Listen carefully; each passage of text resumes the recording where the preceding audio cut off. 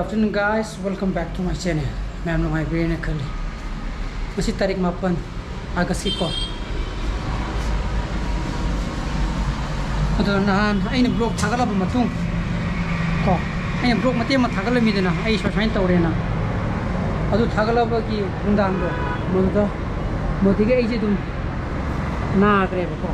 Na batigi abagi vlog thagala ba au na gre tarik ni undang da. Aduga ay tarik mari ya ko ni han asti ju yoga nam gidre adu ngasi tarik 8 hayeng Sorat marang ju ikram numai re sam ko nam phare aduna itu ju ju pung manga makai ta ga dore masi jina kino ne ba wari doshimani ni hayeng Sorat ta ba adugi wari ta ba aiga damadu yaw re lore jik mayama hayenggi Sorat ki sana bagi mi mayama packing tawri ba ko ado so mai jo blog se kona namma ge tawne da ai gi jo memory ma sum hona bana je mujum da lagu camera lor kam blog se mo hori ni ado na moi tam ta saru ji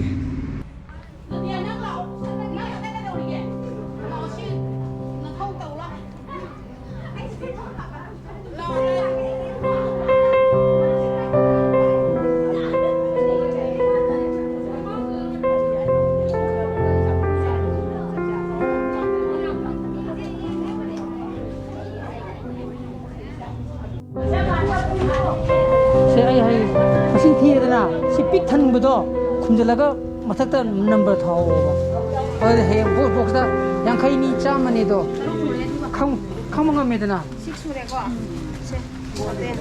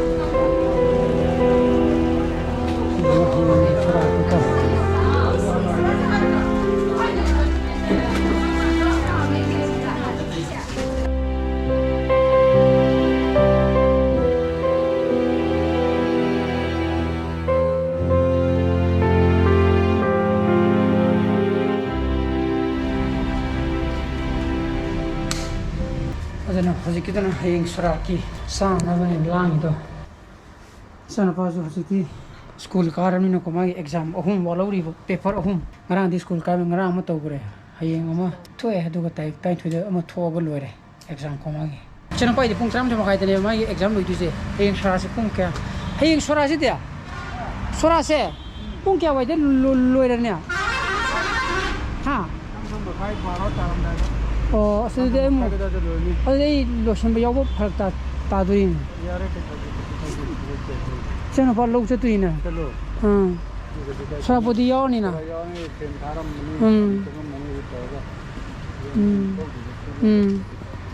aduna hayenggi Sorat lotion pugi jima timing yenga ge sana pa ju tram thema kai da school lo chaka da mina ko hoje haine do ko bai bani nanga gana yawre lotion ba nang jagana yaw de duri aduna ngasi gi blog pudi ngasi gi time panjide ai tum thagala ne bako thagali ne ba aduga hayeng taik tara gi blog pudi taik tama thoi ne thagala ne aduna ai dum sidegi daily blog adum soidena badum tawrani aduna hayeng gi blog taik tara gi blog taik tama thoi ne yenga je bako bye bye to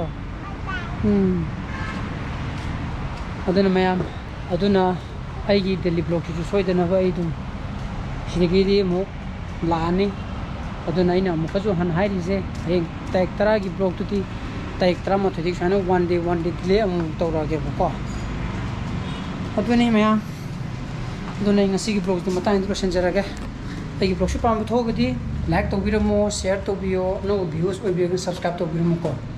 Nuhi sana ko sa review. So please be safe and be healthy. Bye bye. Good night.